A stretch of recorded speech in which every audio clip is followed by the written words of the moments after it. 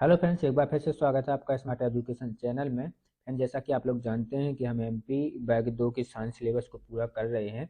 तो अभी जो उसमें हमारे साइंस के सिलेबस में पहला टॉपिक था ब्रह्मांड, तो ब्रह्मांड पूरा टॉपिक हमारा हो चुका है। जो उसमें सेकंड टॉपिक है वो है मापन। तो हम जो है इस वीडियो में मापन के बारे में जानने वाले हैं कि मापन होता क्या, भौतिक राशियाँ क्या हैं, मात्रक क्या होते हैं। तो इन सभी के बारे में जो है हम इस वीडियो में जानेंगे। फ्रेंड, उससे पहले यदि आप मेरे चैनल पर नए हैं तो प्लीज़ सब्सक्राइब बटन पर जाके सब्सक्राइब कर लें। और मैं आपको बता दूं फ्रेंड्स कि प्रत्येक वीडियो का जो नोट्स हैं वो मेरे फेसबुक पेज पे जो है स्मार्ट एजुकेशन फेसबुक पेज पे उपलब्ध कराए जा रहे हैं। वीडियो अपलोड होती है उसके बाद जो है तुरंत ही थोड़ी देर बाद जो है उसके नोट्स भी पीडीएफ उपलब्ध करा दी जाती है। तो यदि आप पीडीएफ चाहते हैं, उसके नोट्स चाहते हैं, तो आपको डिस्क्रिप्शन में मेरे फेसबुक पेज का लिंक मिल जाएगा। उस पर आप क्लिक करके फेसबुक पेज को फॉलो कर लीजिए, वहाँ से जो है पीडीएफ आप डाउनलोड कर सकते हैं। तो चलिए देख लेते हैं हमारा पहला टॉपिक जो मापन है उसके बारे में। मापन क्या होता है सबसे पहले देख लेते हैं। तो मापन क्या है? किसी भौतिक राशि का परिणाम संख्याओं में व्यक्त करने को मापन कहते हैं। यदि जैसे कि किसी वजन वाली कोई चीज़ है तो उसको हम संख्या में व्यक्त करते हैं कि 2 किलो है, 3 किलो है। तो इस प्रकार से संख्या में व्यक्त करने को हम क्या कहते हैं? मापन। मापन मूलतः जो है तुलना करने की एक प्रक्रिया होती है। इसमें किसी भौतिक राशि की मात्रा की तुलना एक पूर्व निर्धारित मात्रा से की जाती है। इस पूर्व निर्धारित मात्रा को उस राशि विशेष के लिए मात्रक कहा जाता है। तो प्रत्येक भौतिक राशि के लिए अलग अलग मात्रक होते हैं। तो जैसे समय के लिए सेकंड लेते हैं हम, और भार के लिए जो है या द्रव्यमान के लिए जो है हम किलोग्राम लेते हैं, है ना। तो इस प्रकार से अलग अलग होते हैं। बल के लिए न्यूटन ले लेते हैं, है ना। तो ये सब जो है अलग अलग मात्रक होते हैं प्रत्येक भौतिक राशि के लिए।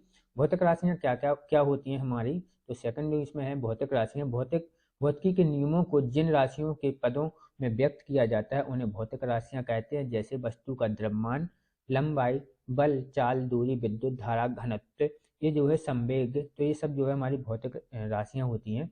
तो इनके बारे में भी जानेंगे हम अभी। अब मैं आपको बता दूं कि इन भौतिक राशियां जो मैंने अभी बताई हैं इन्हें दो वर्गों में बांटा गया है। इन्हें दो वर्गों में बांटा गया जो है हमारे दो वर्ग, एक अदिश राशियां और दूसरी होती हैं सदिश राशियां। तो जितनी भी भौतिक राशियां हैं इन्हें दो वर्गों में बांटा गया है, अदिश राशि और सदिश राशि। अदिश राशि कौन सी होती है? तो वे भौतिक राशियां जिनमें केवल परिणाम होता है, दिशा नहीं होती है, उन्हें अदिश राशि कहते हैं। तो इसको ध्यान से याद कर लीजिएगा ये परिभाषा, क्योंकि सदिश और अदिश पूछ लेता है, हमेशा ऑब्जेक्टिव में पूछ लेता है। आपको राशियां दी जाएंगी और बोलेगा इसमें सदिश राशि कौन सी है या अदिश राशि कौन सी है। तो ये पूछ लेता है, तो इसलिए आपको याद रखना है, ये हमेशा राशियां नहीं रटनी है, आपको परिभाषा समझनी है। और प्रत्येक जो हमारी राशियां हैं, है ना, भौतिक राशियां, उनको समझना है। ठीक है, तो यदि आपको वो समझ में आ जाएंगी तो आपको रटने की जरूरत नहीं होगी, आप तुरंत बता दो कि कौन सी अदिश है कौन सी सदिश है।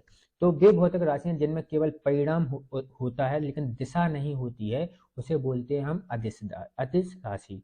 और इसी का बिल्कुल विपरीत जो है हमारा, विपरीत नहीं कह सकते, इसमें परिणाम और दिशा दोनों होती है सदिश राशि में। तो सदिश राशि कौन सी है? वे भौतिक राशियां जिसमें परिणाम के साथ साथ दिशा भी होती है, तो उसे हम क्या बोलते हैं? सदिश राशि।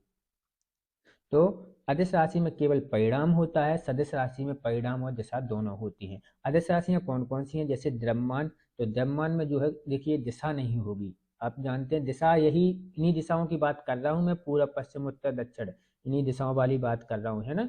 कोई एक निश्चित दिशा जो होती है ना, उनकी बात कर रहा हूँ। तो इसमें देखिए द्रव्यमान का कोई भी दिशा नहीं होती है। द्रव्यमान मतलब होगा हमारा भार, और भार के साथ जो है किसी वस्तु का भार है और साथ में जो है उसमें गुरुत्वाकर्षण के बल को जो प्रदर्शित करता है उसको द्रव्यमान बोलते हैं, अभी हम बताएंगे आगे। तो वो घनत्व, जो घनत्व हमारा है डेंसिटी, तो इसमें देखिए कोई दिशा नहीं होती। तापमान में कोई दिशा नहीं होती। तापमान में क्या दिशा होती है? विद्युत धारा में कोई दिशा नहीं होती, है ना। समय में कोई दिशा नहीं होती, समय में कोई दिशा नहीं है। इसके बाद चाल में भी कोई दिशा नहीं है। देखिए चाल में कोई दिशा नहीं है, आप ये मत समझना कि चाल में दिशा होती है। तो चाल में दिशा नहीं होती है, विस्थापन में दिशा होती है। देखिए चाल जो है एक अलग है और विस्थापन अलग है। विस्थापन तीन प्रकार से हो सकता है, जैसे कि हमारा पीछे को भी हो सकता है, आगे को भी हो सकता है, या फिर विस्थापन हो ही ना, है ना। तो जिसे कार बोलते हैं हम, है ना। तो चाल जो है, चाल में जो है दिशा नहीं होती है, सिर्फ इसमें क्या होता है? परिणाम होता है। आयतन में दिशा नहीं होती है और कार में दिशा नहीं होती है। इन तीन चीजों जो ये हमारी जो इतनी दी गई है, जैसे द्रव्यमान, घनत्व, तापमान, विद्युत धारा, समय, चाल, आयतन और काल, तो इनमें दिशा नहीं होती है। इसको याद रखना है। इसमें ज़्यादा सिर्फ कन्फ्यूजन वाला जो है हमारा वो है चाल। तो इसको याद रख लीजिएगा, बाकी सब में आपको समझ में आ जाएगा कि इसमें दिशा नहीं है, तो चाल में भी दिशा नहीं होती है। इसके बाद नेक्स्ट है हमारा सदिश राशि। तो सदिश राशि मैंने बताया अभी कि जिसमें परिणाम और दिशा दोनों प्रदर्शित करते हैं, उसे सदिश राशियां कहते हैं। जैसे वेग, वेग जो होता है यह सदिश राशि है हमारी।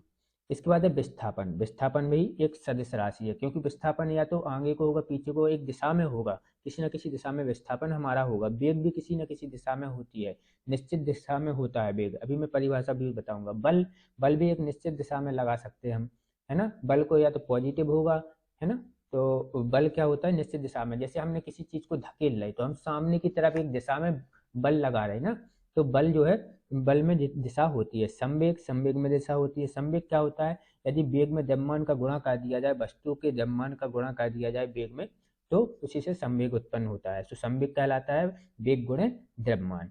तो हमारा संवेग में भी जो है दिशा होती है और साथ में परिणाम तो होता ही है। इसके बाद त्वरण, त्वरण में भी संवेग में, वेग में परिवर्तन की दर को क्या बोलते हैं, हम त्वरण बोलते हैं। तो त्वरण में भी क्या है हमारा, एक तो ये दोनों देखिए आप, त्वरण और संवेग दोनों वेग से जुड़ी हुई है, इसलिए आपको क्लियर याद रहेगा कि इसमें दिशा होती है। बल आघूर्ण, तो बल आघूर्ण में भी दिशा होती है, विद्युत तीव्रता आदि, तो इन सभी में जो है दिशा उत्पन्न होती है, परिणाम के साथ साथ दिशा होती है। तो इसलिए इन्हें सदिश राशि बोलते हैं। और इनसे जो है हमारे ऑब्जेक्टिव क्वेश्चन बनते हैं, पेपर में पूछता भी है इसमें, ठीक। तो देख लेते हैं द्रव्यमान, द्रव्यमान हम किसे बोलते हैं, पहले हम समझ लेते हैं। द्रव्यमान किसी पदार्थ का वह मूल्य गुण है जो उस पदार्थ के त्वरण का विरोध करता है, त्वरण का विरोध करता है। इसको अगर सिंपल भाषा में आपको समझना है तो इसमें लिखा भी है नीचे, सरल भाषा में द्रव्यमान से हमें किसी वस्तु के वजन और गुरुत्वाकर्षण के प्रति उसके आकर्षण या शक्ति का पता चलता है। तो किसी वस्तु का जो वजन होता है, द्रव्यमान से हमें क्या क्या पता चलता है, किसी भौतिक राशि के वजन का या वस्तु के वजन का, और उसके गुरुत्वाकर्षण के प्रति जो उसकी आकर्षण शक्ति है उसका पता चलता है। तो यदि गुरुत्वाकर्षण के प्रति आकर्षण शक्ति और उसके वजन को मिला लिया जाए तो वह द्रव्यमान कहलाने लगता है, द्रव्यमान कहलाने लगता है। घनत्व, घनत्व आप जानते हैं डेंसिटी, जैसे डी से प्रदर्शित करते हैं, जो जो होता है एम बटे में भी। एम हमारा यहाँ पे द्रव्यमान है और भी हमारा जो है आयतन होता है, भी से यहाँ पे आयतन है ना। तो भौतिकी के किसी पदार्थ की इकाई आयतन में निहित द्रव्यमान को उस पदार्थ का घनत्व या डेंसिटी कहते हैं, जो डी इक्वल टू होता है एम अपॉन में भी, है ना।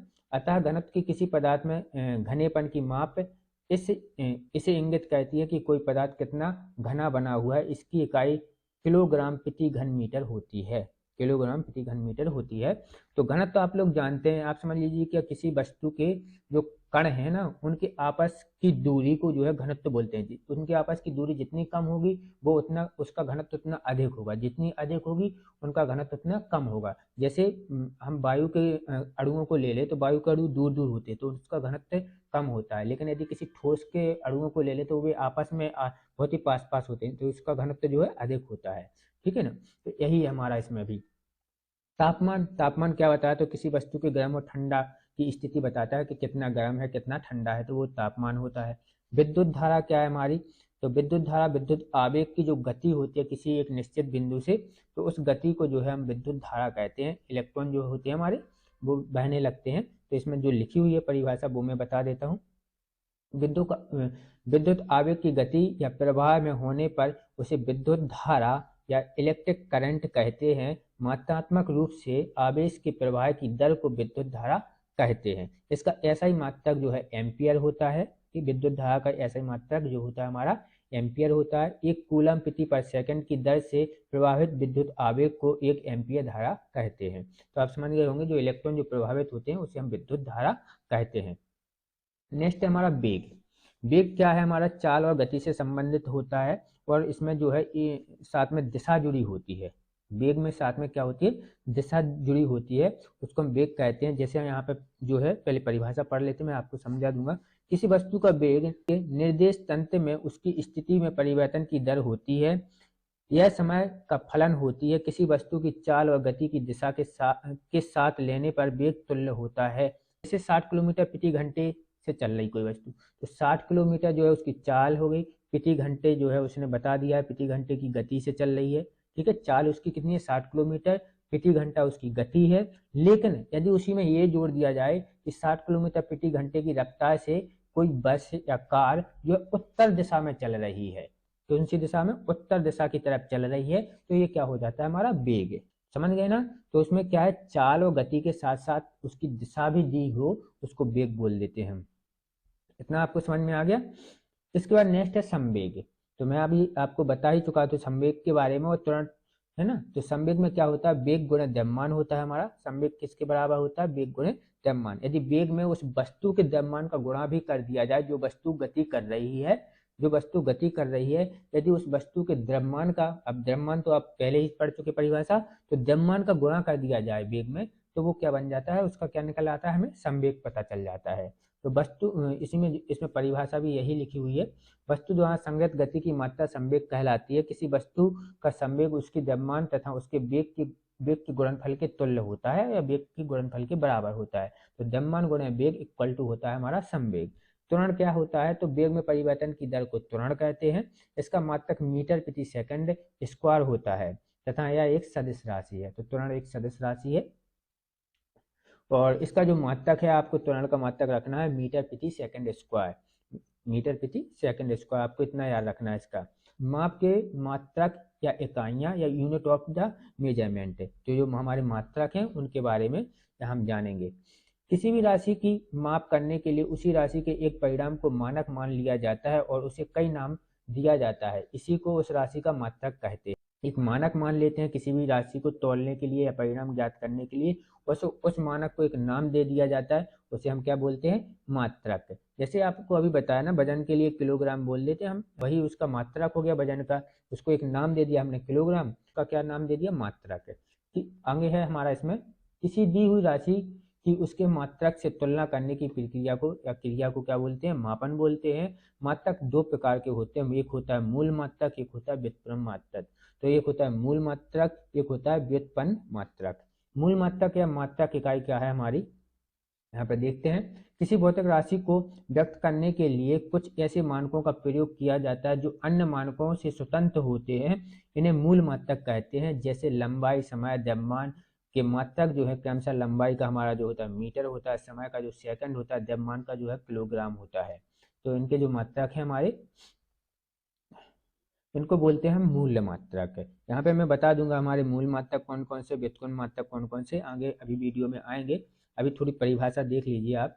व्युत्पन्न मात्रक जो होते हैं हमारे, किसी भौतिक राशि को जब दो या दो से अधिक मूल इकाइयों में व्यक्त किया जाता है तो उसे व्युत्पन्न इकाई कहते हैं। जैसे बल, दाव, कार्य एवं विभव के लिए क्रमशः मात्रक जो है हमारा, बल के लिए जो होता है न्यूटन, दाव के लिए जो होता है हमारा पास्कल, और जो हमारा कार्य के लिए है वह है जूल, और विभव के लिए जो है वोल्ट है। तो इन सभी के लिए जो मात्रक हमारे हैं, बल के लिए न्यूटन, दाव के लिए पास्कल, और दाव जो हम किससे मापते हैं, बैरोमीटर से मापते हैं। कार्य के लिए जो हमारा है हमारा जूल, और इसके बाद विभव के लिए है वोल्ट। तो ये इसके हमारे व्युत्पन्न मात्रक हैं।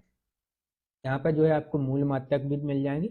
ये जो हमारे हैं मूल मात्रक दिए गए हैं, इनकी संख्या जो है हमारी 7 है। मूल मात्रकों की संख्या कितनी है, 7 है। तो यहाँ पर देख लेते हैं मात्रक पद्धतियाँ। भौतिक राशियों के मापन के लिए निम्नलिखित 4 पद्धतियाँ हैं। पहली जो पद्धति हमारी वो है अंतर्राष्ट्रीय मात्रक पद्धति, इसे हम एसआई पद्धति के नाम से भी जानते हैं। अंतर्राष्ट्रीय मात्रक पद्धति, इसे हम एसआई पद्धति या एसआई यूनिट के नाम से जानते हैं। जो आपसे पूछ लेता है कि किसी भी की लंबाई का एसआई मात्रक क्या है, इस प्रकार से पूछता है ना, तो वही है हमारा। तो वो है अंतर्राष्ट्रीय मात्रक पद्धति, इसको बोलते हैं इंटरनेशनल सिस्टम ऑफ यूनिट, या आप बोलते हैं एसआई यूनिट। सन 1960 ईस्वी में अंतर्राष्ट्रीय मापतौल के लिए अधिवेशन में एसआई को स्वीकार किया गया, जिसका पूरा नाम जो है आपको ऊपर दिया गया है, इंटरनेशनल सिस्टम ऑफ यूनिट, है ना, है। इस पद्धति के 7 मूल मात्रक हैं तथा 2 संपूरक मात्रक होते हैं। इस पद्धति में जो है 7 मूल मात्रक हैं, 2 संपूरक मात्रक हैं। इसकी स्थापना कब हुई थी, अगर पूछ ले एसआई मात्रक की, जो एसआई यूनिट है, तो इसकी स्थापना कब हुई थी, इसकी स्थापना हुई थी सन 1960 में। अब हमारे जो मूल मात्रक हैं उनके बारे में देख लेते हैं। तो मूल मात्रक हमारा पहला है लंबाई। लंबाई के लिए जो मात्रक दिया गया, सॉरी, मूल राशि जो हमारी है वो है लंबाई, और जो मात्रक है हमारा वो है मीटर। लंबाई को मीटर में मापते हैं हम, तो इसका संकेत जो है एम है। लंबाई को मीटर में मापते हैं, इसका संकेत एम है। द्रव्यमान को किलोग्राम में मापते हैं, क्योंकि भार आता है, मैंने बताया ना अभी, भार, द्रव्यमान का मतलब यहाँ पे भार से संबंधित है। तो द्रव्यमान का जो है किलोग्राम केजी से मापते हैं। समय को सेकंड से मापते हैं। ताप को जो है केल्विन से मापते हैं। इनके इस साइड जो है इंग्लिश में जो है संकेत भी दिए गए हैं। एस और के, केल्विन को के से प्रदर्शित करते हैं हम यहाँ पे, तो ताप को केल्विन में नापते हैं। विद्युत धारा को एम्पियर में नापते हैं, जिसको ए से प्रदर्शित करते हैं। ज्योतिष तीव्रता को कैंडेला में नापते हैं, सीडी से, जिसको प्रदर्शित करते हैं। पदार्थ के द्रव्यमान, जो किसी पदार्थ का द्रव्यमान होता है उसको मूल से प्रदर्शित करते हैं, मूल से, जिसको एमओएल से भी इसका जो है संकेतक रूप जो है एमओएल है, मूल। तो इस 7 जो है हमारे मूल मात्रक हैं और मूल राशियां जो हमारी ये हैं 7 हैं। इसके बाद जो हमारे संपूरक मात्रक हैं वो भी देख लेते हैं। 2 हमारे एसआई के संपूरक मात्रक हैं, वो है समतल कोण, तो जिसको रेडियन से प्रदर्शित करते हैं, आरईडी रेडियन समतल कोण, और घन कोण तो इसको एसआर से प्रदर्शित करते हैं स्टेरेडियन से। तो घन कोण को स्टेरेडियन से, समतल कोण को रेडियन से, जिसके जो है हमारे यहाँ संकेतक हैं आरईडी और एसआर। इसके बाद एसआई के कुछ पुराने मात्रकों के नाम बदले गए हैं, जो पुराना नाम था उसके बाद नया नाम दिया गया है। जैसे ताप, ताप को सेल्टिग्रेड बोला जाता था पहले, अब जो है सेल्सियस बोला जाता है।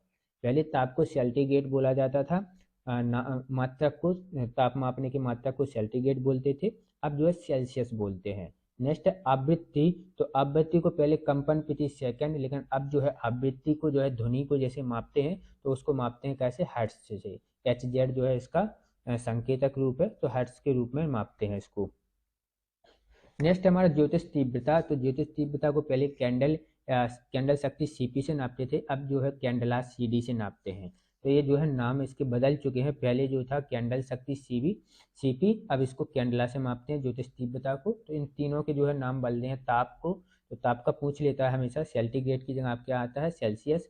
आवृत्ति को अब हर्ट्ज में मापते हैं, ठीक है, पहले कंपन प्रति सेकंड के रूप में मापते थे ध्वनि को। इसके बाद है हमारी ज्योतिष तीव्रता जो है, इसको कैंडल शक्ति के रूप में मापते थे सीपी के नाम से, है ना, कैंडल पावर के नाम से, लेकिन अब जो है कैंडला सीडी के रूप में मापते हैं इसको। नेक्स्ट जो हमारी स्लाइड है इसमें दिए गए हैं कुछ प्रमुख व्युत्पन्न मात्रक। तो व्युत्पन्न जो मात्रक हैं हमारे, उनको हम देख लेते हैं यहाँ पर, उनकी भौतिक राशियाँ और उनके एसआई मात्रक आपके सामने दिए गए हैं। तो क्षेत्रफल को मीटर स्क्वायर के रूप में मापते हैं, आयतन को जो है एम क्यू के रूप में मापते हैं, घनत्व जो होता है हमारा घनत्व या डेंसिटी, इसको केजी अपॉन में एम क्यू के रूप में मापते हैं, क्योंकि घनत्व जो है मैंने बताया था ना, d equal to m upon में भी होता है। भी हमारा आयतन है और एम हमारा क्या है, द्रव्यमान है। तो देखिए भी अपॉन में एम है ना, तो उसी से सूत्र बना है, इसी से बनता है ऐसे मात्रक।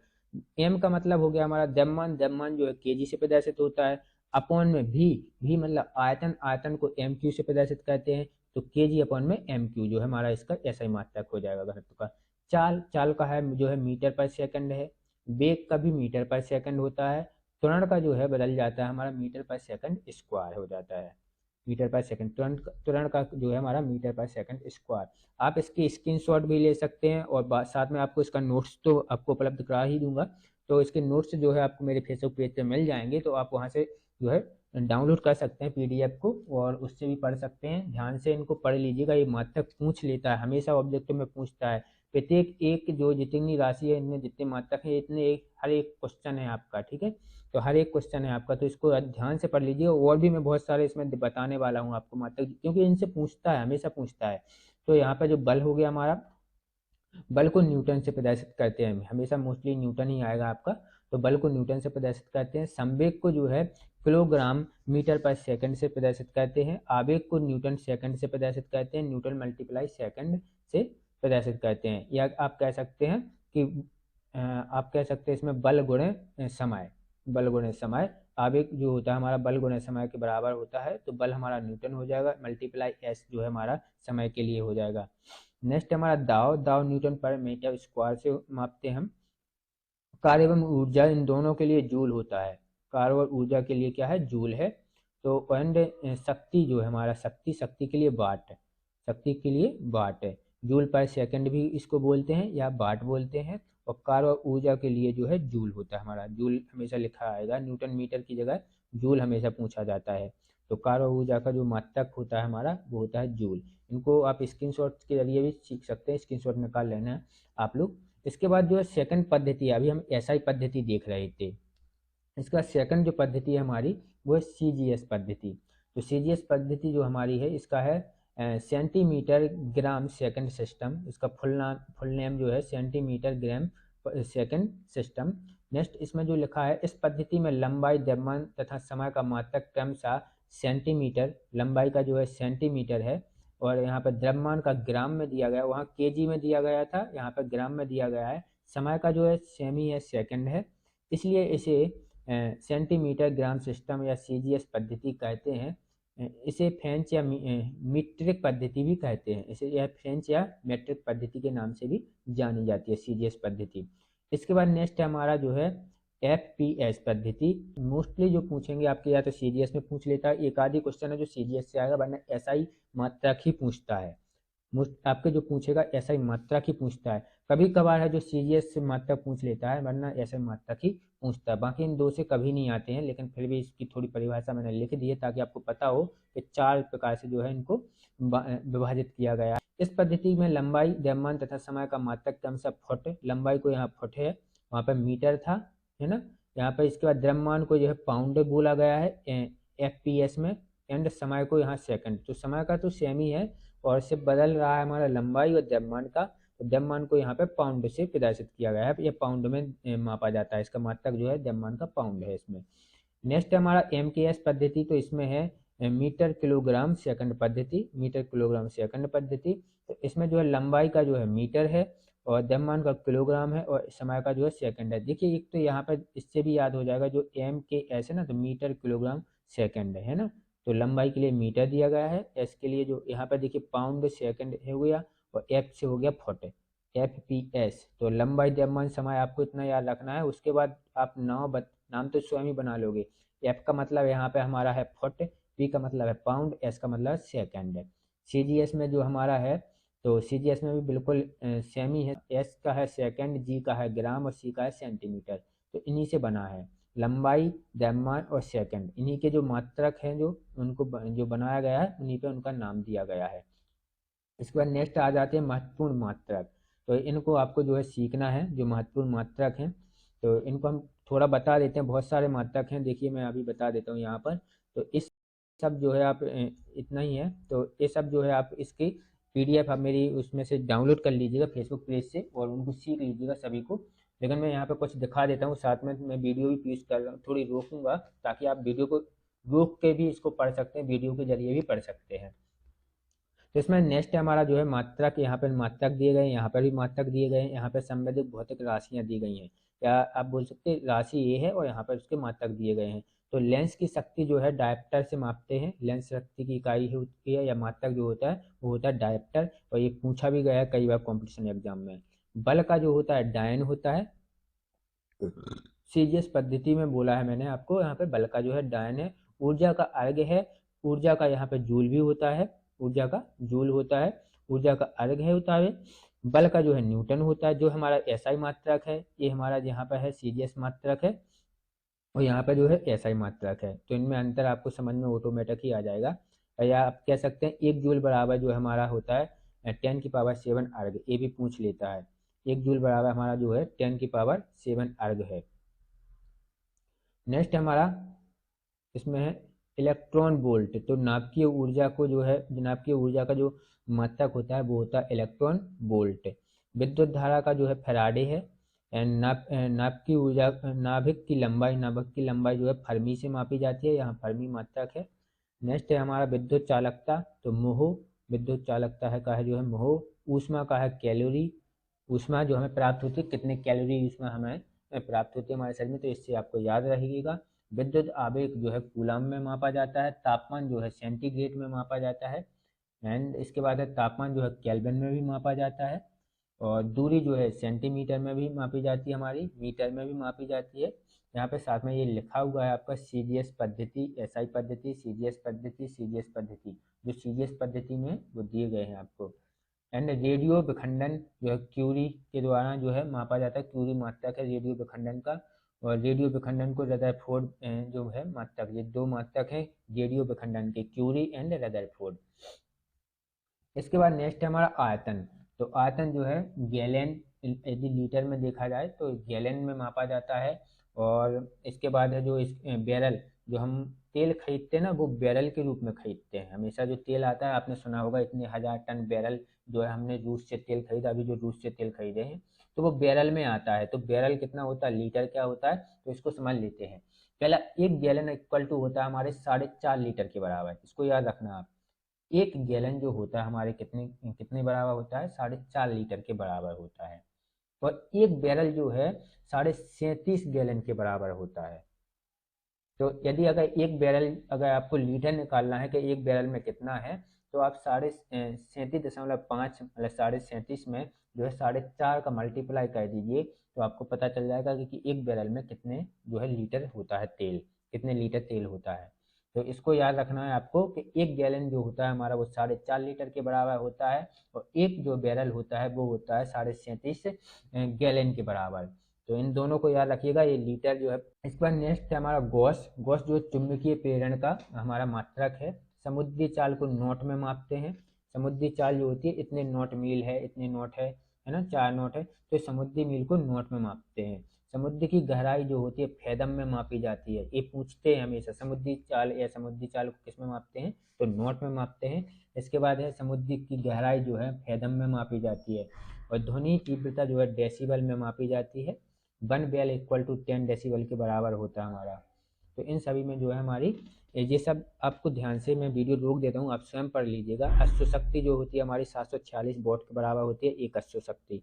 तो ये सब जो है इम्पोर्टेंट हैं, ये पूरे इम्पोर्टेंट हैं, इनसे जो है आपके क्वेश्चन बनते हैं। तो आप इसको देख लीजिए। इसके बाद नेक्स्ट स्लाइड भी है जो मैं दे देता हूँ यहाँ पे, नेक्स्ट स्लाइड को पढ़ लीजिएगा आप ध्यान से, क्योंकि मैं अभी इसको पढ़ पढ़ के बता भी दूंगा तब भी आपको याद नहीं होंगे जब तक आप स्वयं इसको अच्छे से रोक के वीडियो को या इसकी जो है नोट्स को डाउनलोड करके स्वयं पीडीएफ के जरिए अच्छे से नहीं पढ़ेंगे और याद नहीं करेंगे, तब तक ये याद नहीं होंगे। तो अच्छा होगा कि आप इसको स्वयं याद करें। मैं इसको रोक रहा हूँ, आप वीडियो को पेश करके इसको पढ़ लीजिएगा, है ना, अच्छे से।